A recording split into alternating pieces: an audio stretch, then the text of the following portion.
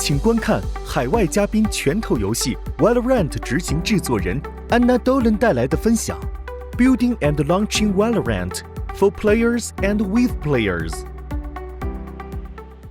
Hello there, my name is Donlon, and I'm the executive producer and team lead of VALORANT at Riot Games.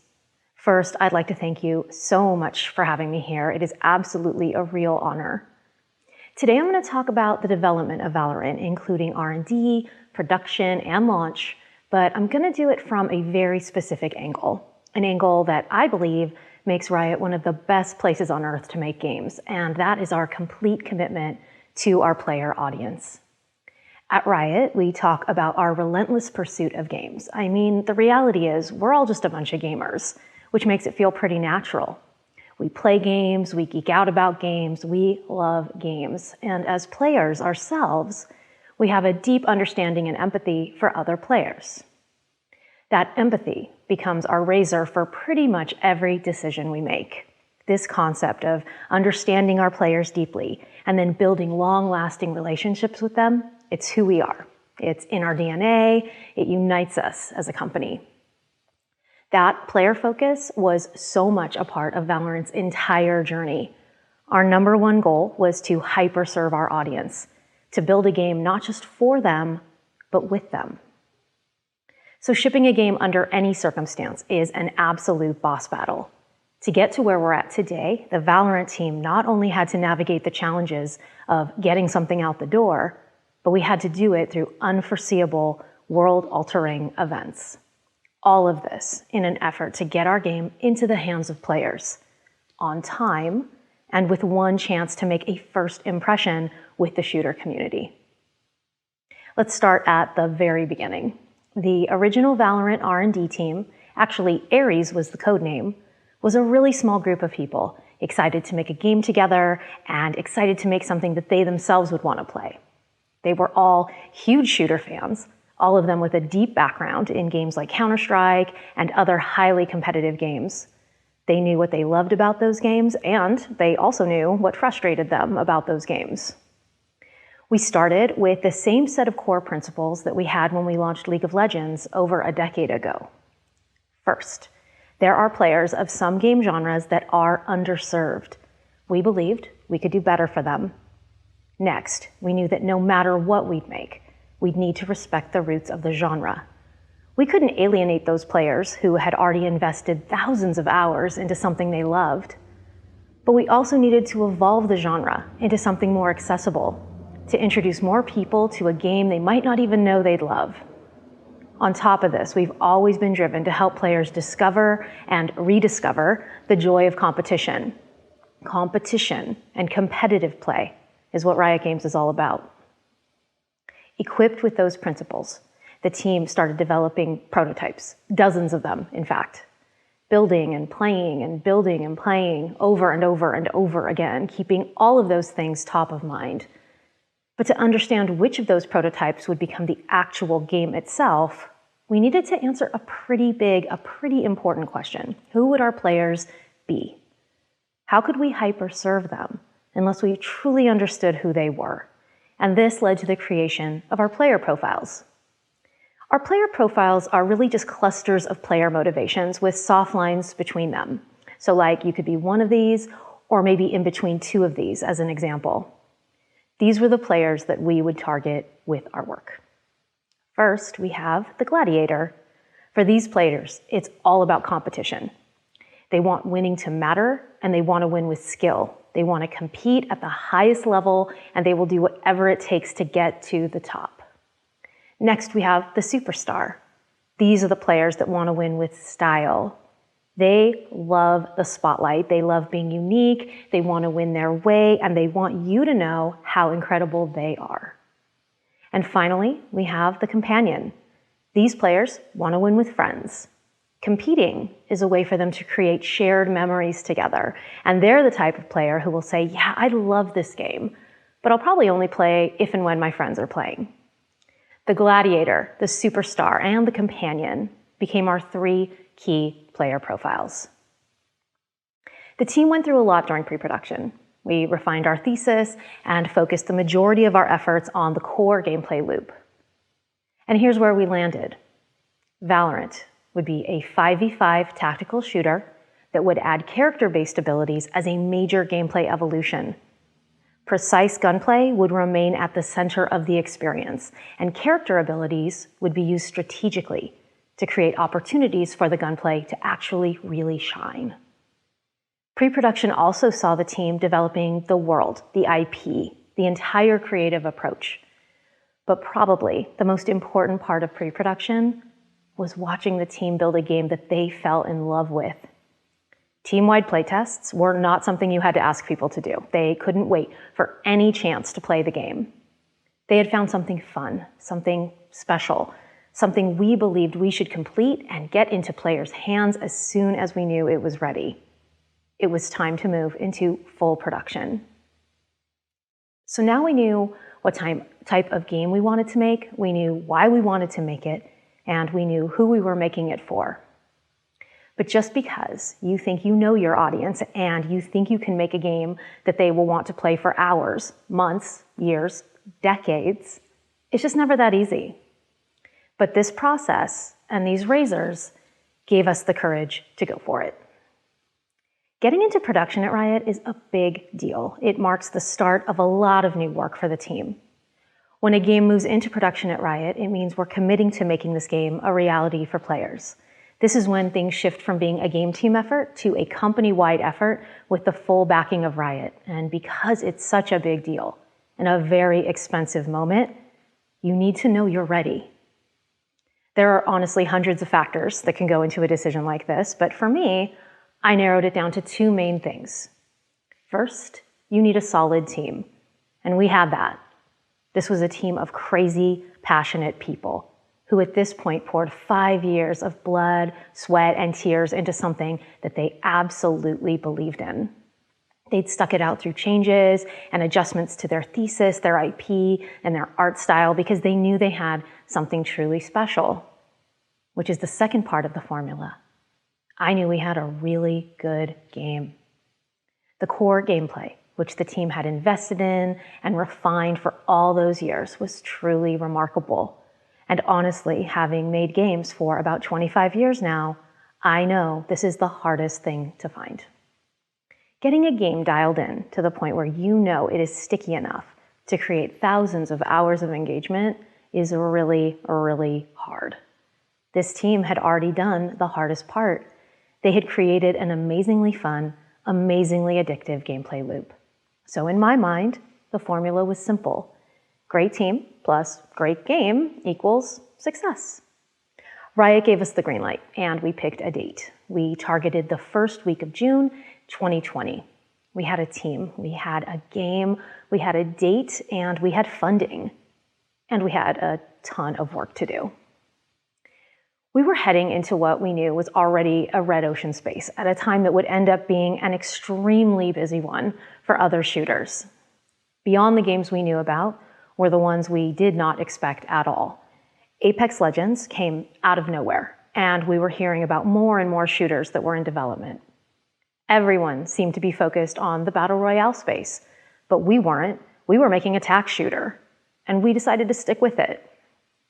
On top of this, while we as a team of Rioters knew that this game was fun, we hadn't actually tested it with anyone externally yet.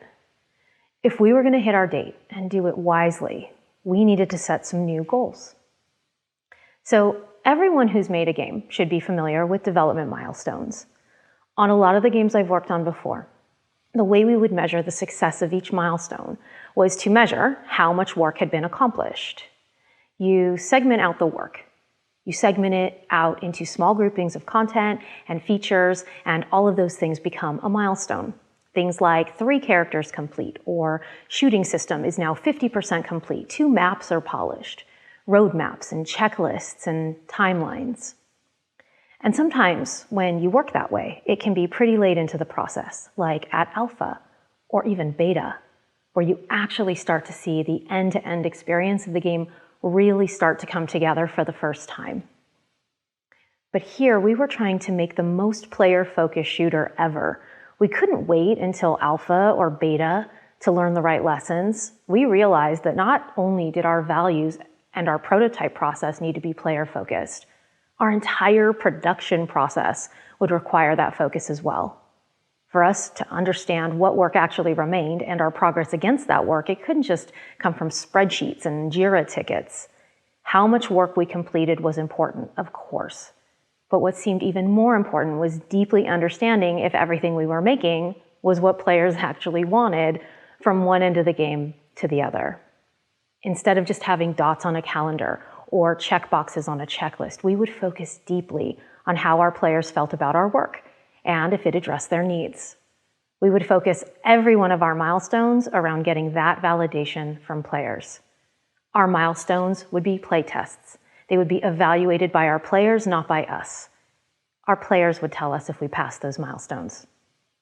This was a significant shift in our planning. We would now be completely dependent on external validation and playtests that we didn't even have yet. But it was important to make this shift. We had to start getting things in front of players because it's hard to know if the game looks good from a player perspective without, players. What all of this led to was the creation of our player journeys, our milestone Bibles, our player experience Bibles. Beginning with production milestone 2, every milestone had a player journey created for it, and it had to answer multiple questions to help define the work to the team. Who would the player of this milestone be? Which audience segments did they represent? What did we need to learn from them? What would need to be true about the build for players to be able to give us the feedback we needed? This would help us understand what work to prioritize and when. For example, as a player, I will need a build free of critical errors. As a player, I will need at least 5 playable characters so that I can understand the diversity of the agent's skill set. As a player, I will need at least 1 playable map that presents the unique map design elements. As a player, as a player, as a player. They would not be playing on whatever build was ready. They would be playing an end-to-end experience, custom crafted with their needs in mind. But who are these players? Our Milestone 2 players, they would be strangers. They would be FPS players in North America, Europe, Korea, and China. Our player research team would travel the world and hear directly from them. It was time to start testing. It was time to start listening. It was time to start learning. Remember, this was the first time we'd be putting this game, our baby, in the hands of strangers. But which strangers? Well, for our first external test in our target markets, we obviously brought in tac shooter players, ones that represented all of those player profiles. They were our core. They were our muse, our inspiration. They were who this game was for. This was a love letter to them. So obviously, they were at the top of our invite list. But we also thought that it would be helpful to understand sentiment from players outside of the tac shooter community. So we also brought in players from other shooter backgrounds, players from Battle Royale games, and players from action shooters. The only criteria for this group was that they all needed competition to be their main motivation for play. So we figured if their motivation was competition, they might like our game. But we were also realistic. We knew that the tac shooter format might not appeal to them, that it might be too punishing, or just not their pace. Maybe they wouldn't understand what we were trying to do here, and that would be okay. It would, because we knew who this game was for, and as long as those players loved it, we could build from there. So one room was full of those core players from CS and Crossfire and Rainbow Six and Sudden Attack, and we learned a lot from them during that playtest. We got valuable insight and validation on our shooting system, our map design, our agent design, everything. They were full of feedback and critique, and our designers were loving every second of it. One of the biggest learnings from them, we could not ship without a rank system. It might surprise you to know we hadn't actually planned to ship with a rank system. We thought we could learn a little more about our players before shoving them into ranked play. But the expectation for a competitive queue at launch was really, really high. I remember one player saying, yeah, it doesn't need to be there day 1 as long as it's there by week 2. We'd have to move those plans up. But what was also interesting was the other rooms, the rooms with the players from all those different shooter backgrounds. those rooms were also falling in love with our game. Through our playtests, we realized that if we weren't also thoughtful about their experience of the game, their needs, we were going to leave them behind. If these non-core players wanted to play our game, we were absolutely not ready for them. I will say, this brought about some serious debate about what to do next. Remember, we were writing and validating our love letter to our core audience, the ones in that first room. Removing our focus from that could alienate that core. Choices we could make to welcome in more players, the ones in those other rooms, could make our target audience take us less seriously. So is it more player focused to just double down on that core audience? Maybe. Or is it more player focused to address the potential adjacent audience needs? Maybe. So what do we do? By the end of Milestone 2 playtests, we knew a few things. And here's what we knew. The core audience was loving what we'd done. Add some competitive systems, make some gameplay tweaks, and they were pretty much good to go. Non-core players were super interested in our game, and they were getting something out of it that they weren't getting in other shooters. But what unites these players is that they play games to be the best, to win, to experience competitive victory. And if their motivation for playing shooters is competition and mastery, to win and improve, and if any of those players haven't found a game that delivers that for them yet, or maybe they're looking for a new one, that could be our game. So we made an important adjustment to what ready for launch would mean. We'd care about and actually prioritize that TAC shooter player. They'd be the core of our core, our heartbeat. We refused to lose the game's core identity. It was a trade-off that we absolutely would not make. But we would also do our best to welcome in any competitively minded shooter player with no assumptions and no judgment. We'd help them onboard. We'd smooth out their transition. We'd make them feel safe and cared for.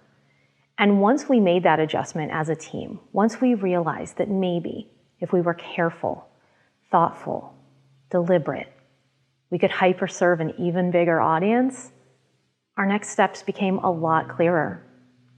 For example, we could add a lightweight tutorial to help with onboarding. We could add a very rewarding progression system to help you feel better during those first 20 games where you're mostly getting stomped.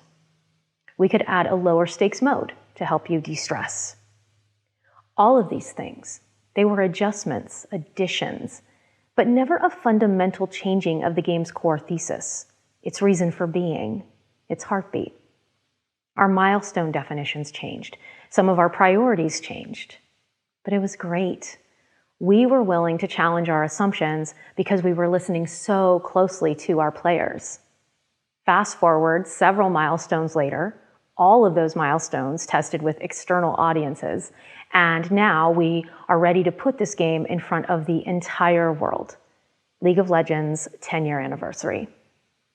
This is when we would announce our game for the very first time, and we had to get that message absolutely right.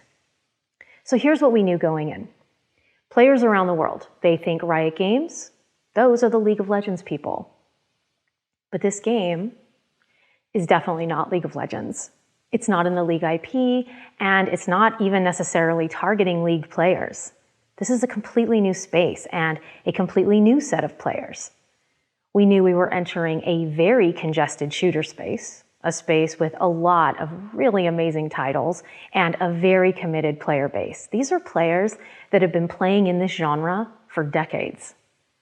We needed to show the world that even as the new guy in the market, we understood this player and this community, and that we could be trusted to build a game for them.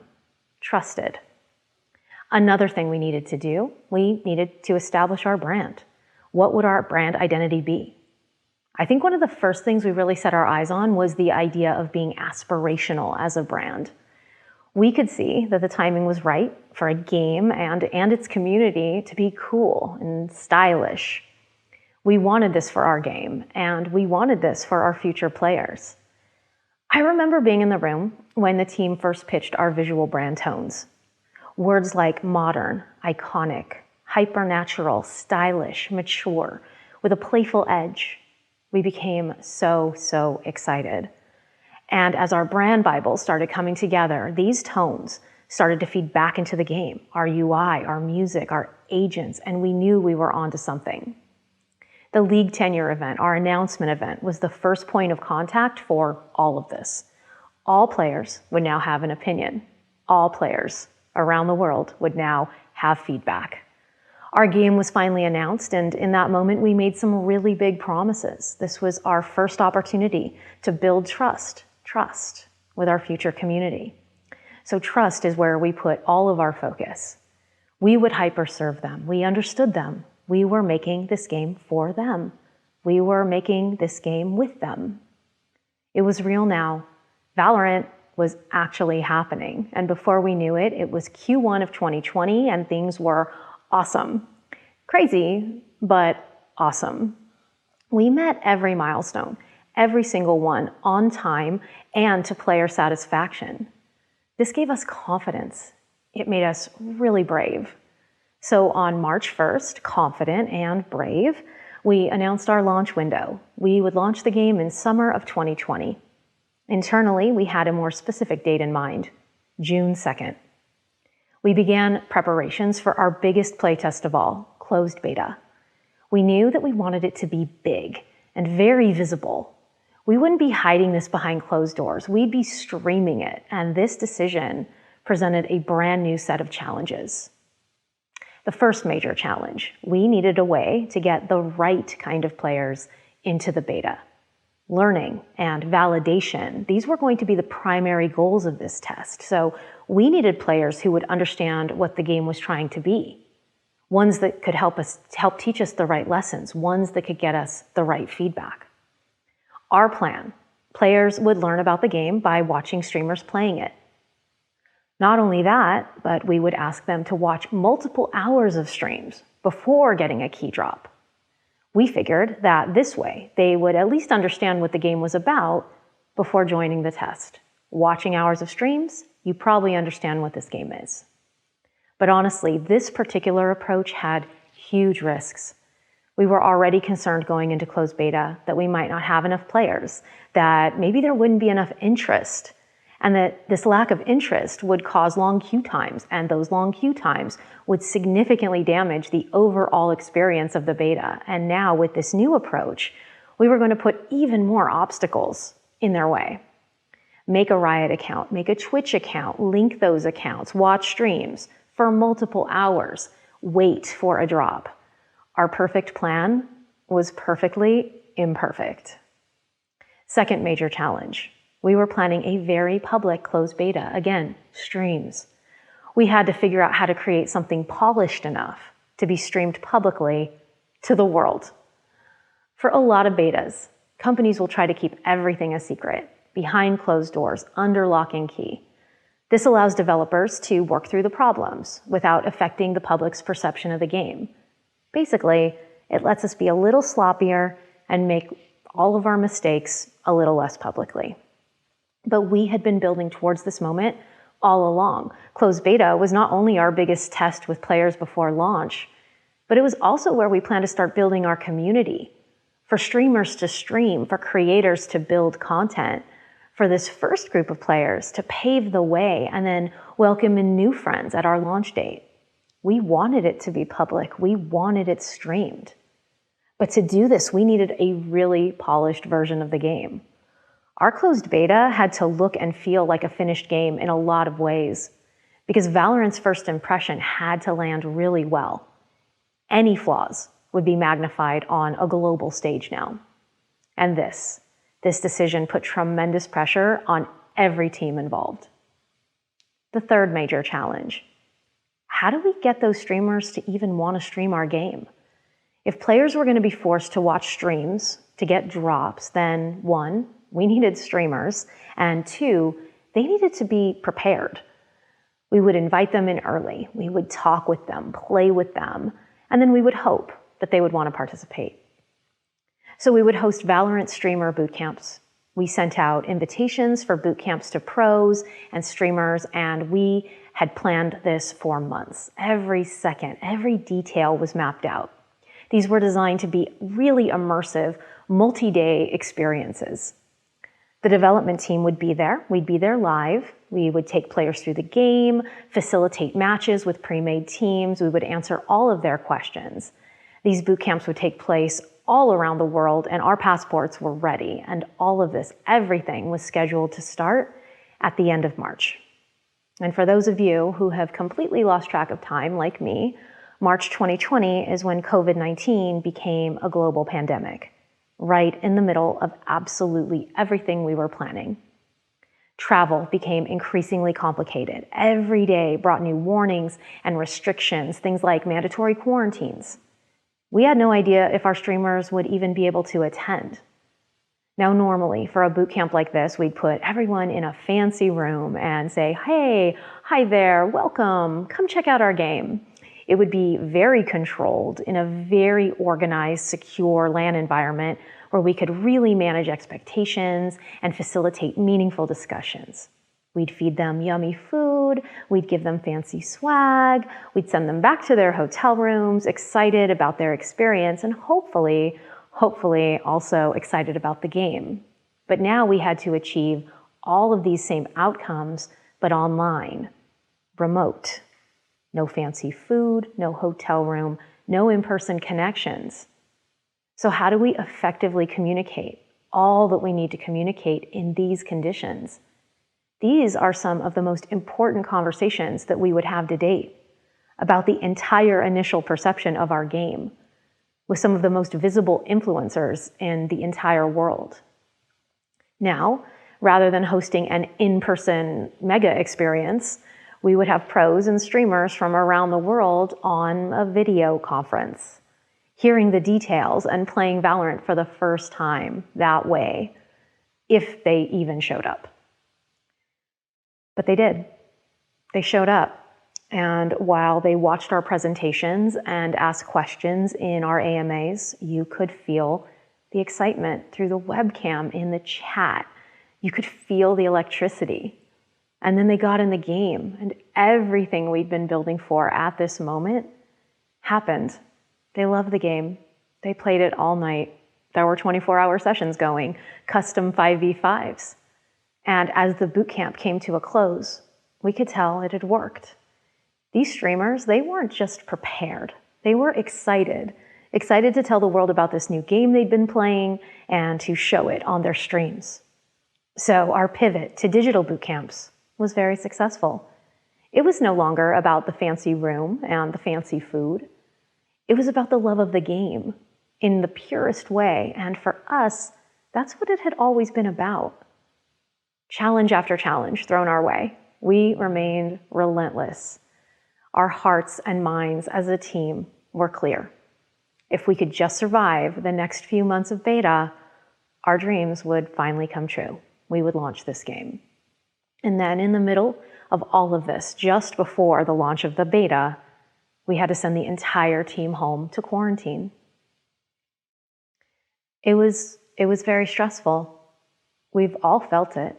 I've felt it. We still feel it, adjusting to all online meetings, wondering if our tech will work. No more hallway conversations or quick reviews. Anxious children at home all day, 24-hour news, reporting nonstop uncertainty and fear.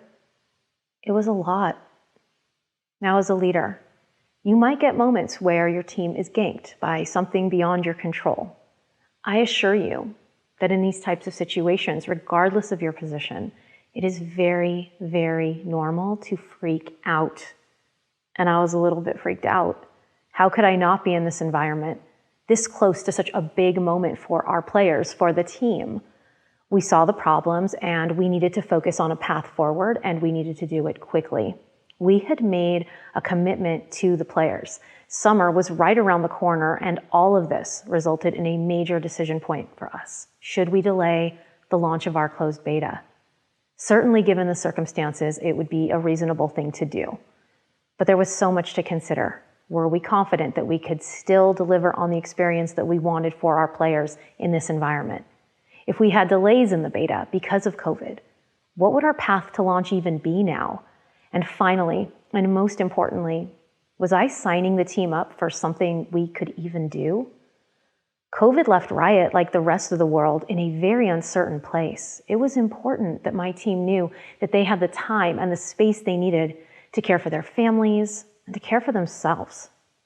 We wanted to launch the closed beta and the game on time. Of course we did. We wanted it so bad. But were we focused on the right things? The game was ready for closed beta, and our team, this relentless, passionate team, they had proven to me that they were also ready, and players, the ones at the center of everything we had done so far, we believed they were also ready for something they could enjoy in spite of what was happening in the world. In the end, we believed the promise of Valorant was something that we could deliver on. The whole team agreed. It was time to get Valorant into the hands of players. So, we launched the beta. Now, when you take a leap like this one, you have to do it with your eyes wide open. You are taking a lot of people with you. So you all hold hands, you take a huge breath, and you jump. This was the single largest step we would make when it came to stress testing our game and our team at scale. These would be the most valuable lessons we could learn as we readied ourselves for launch, and now we would learn them in front of a global audience trapped at home. First, the good news. Players really wanted to play this game. They genuinely and broadly were really interested in Valorant, like a lot of them. No, seriously, like they all wanted into the closed beta. Closed beta. This is amazing and terrifying. Great team plus great game equals success. But success can bring its own problems. When you put something out into the world, there's always this anxiety. I hope people like it. I hope they show up. We were no different. Remember, we were worried no one would show up and we would have long queue times.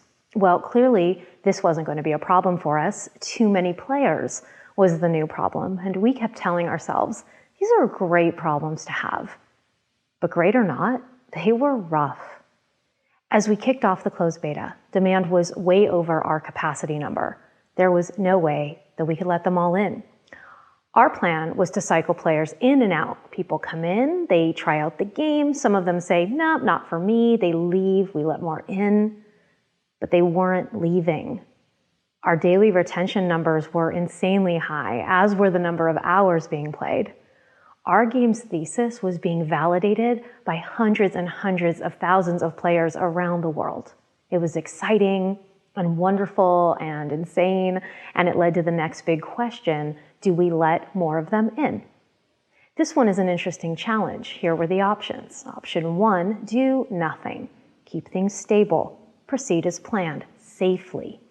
The downside, 2 months of highly interested potential players frustrated that they can't get into the game, and even worse, probably moving on. Scenario 2, let more players in. The obvious choice, right? Not so much. Because more players means more support that we might not be able to provide. Is that really the more player-focused option? So we went with scenario 2. We made the decision to increase our capacity, let the players play. But this decision definitely came at a cost. Every bit of player pain that we would learn about in this beta would now be felt by twice as many people. Did I mention globally and on streams? We had countless challenges for sure.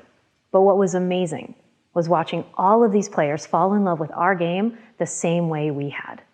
They reported bugs and gave us feedback, so much feedback, and they played a ton of Valorant over a 2-month closed beta during a global pandemic. And as a team, it was like any other milestone. I mean, at a ridiculously new, huge scale and scope of impact, sure, but Valorant was out there, and the response and interest was more than we could have hoped for. There were problems. Of course there were problems, but at the end of the day, we did what we had been training to do this whole time. Listen to players, put them first, understand their needs, make changes, validate. The game was theirs now.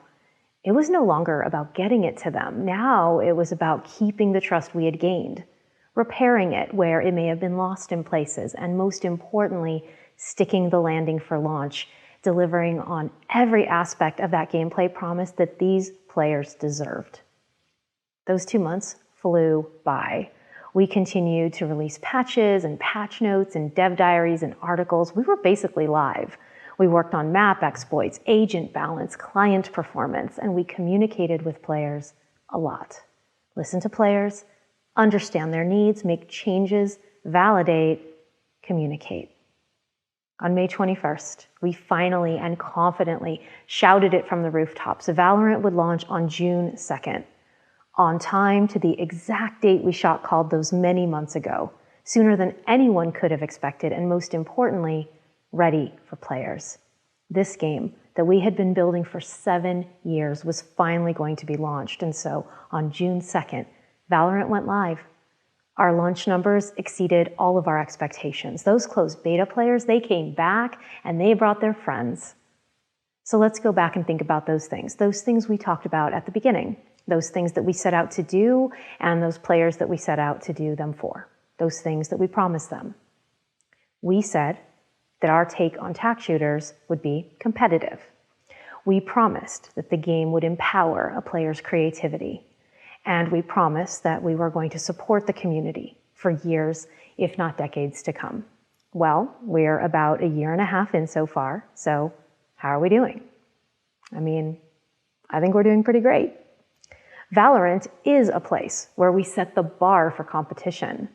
We've worked hard to lead the industry on gameplay and competitive integrity, to unite the world as one global esport, and to create a safe and inclusive place for everyone to complete.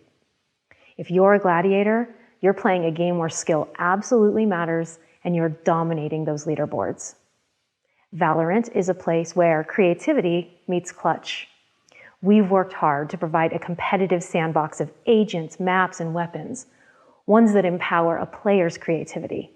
We're set in a modern and globally resonant creative world, and if you're a superstar, your highlight reels look amazing. And Valorant is a place with a vibrant global community. We've worked hard to unite players as one global community across the world. We do this through our global creators and through media and culture to create exciting moments that are worth remembering. And if you're a companion, you're part of an amazing and growing community of players. And I honestly believe none of that could have been possible without that player focus. So let's close this out. In live service, we all know that launch isn't the end of working on our games. It's really just the starting line. It's where we become co-owners of this game with players. What was once just ours is now also theirs. On the Valorant team, we continue our approach of testing, listening, learning, validating, testing again. Our post-launch player journeys look very similar to the ones we had during development. They keep players at the center of everything we do and help us not ever lose sight of the entire experience. Relentlessly pursuing games by always keeping what our players need as the first priority.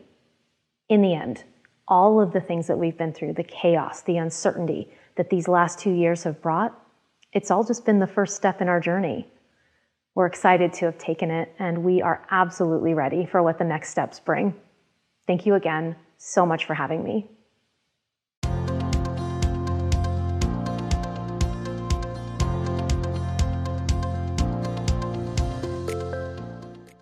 So the question asked is, we can see the players have higher and higher expectations on things like gameplay, character design, and game operations. In the face of rising player expectations, how do you guys think about meeting player expectations? When do you think what you've done is sufficient enough to meet their expectations? This is a great question. I don't think that there's an easy answer, but I will give it a shot. So look, the reality is we will never be done meeting player expectations. Games are evolving year over year, and the stakes keep getting higher and higher, like every year. We all play games, and just like anything else that we enjoy in our lives, our expectations as gamers continue to grow as each of these evolutions happen. Can you imagine if we were still playing games on hardware from like 10 or 15 years ago? Or like if the game franchises that we love were never updated, never expanded on? So player expectations will continue to grow. They have to. It's our job as developers to push ourselves even harder to try to hit that bar. And honestly, I think that's what makes this job so exciting. You can't look at perfection as the end goal. Nothing will ever be perfect, no matter how hard you try. There will always be room for improvement, and that's okay. That's the job. I remember I was a lot younger making games, and I would think things are good enough. Like, we can ship it, it's good enough. And when I think back to that time, I worry sometimes that maybe my standards were too low, that nothing should ever be good enough. It should be amazing or perfect. But actually, there is some truth to it. Yes, we should always be challenging ourselves to go above and beyond player expectations, for sure. But we also need enough humility to know that we don't know what we don't know. There can be a lot of power in the relationship that you build with your audience. We want them to trust us. We work very hard to build and retain that trust. But we also need to trust our players. It's a two-way street. We need to be able to hand over our work, even though it can be scary, and we need to trust them to give us the right feedback. If we only chase their praise, this job will get very boring, and we have to be equally excited and motivated by their critique. For me, I'm more interested in that relationship that I have with them, the back and the forth, than anything else. They set the bar higher, and then the teams work harder, and then the product itself gets better. And that cycle of feedback and trust, two-way trust between players, always rising expectations, never chasing perfection. I think that's what gets the best products out onto the market. I think it's what makes the best development teams, and it's honestly why I show up for work every day.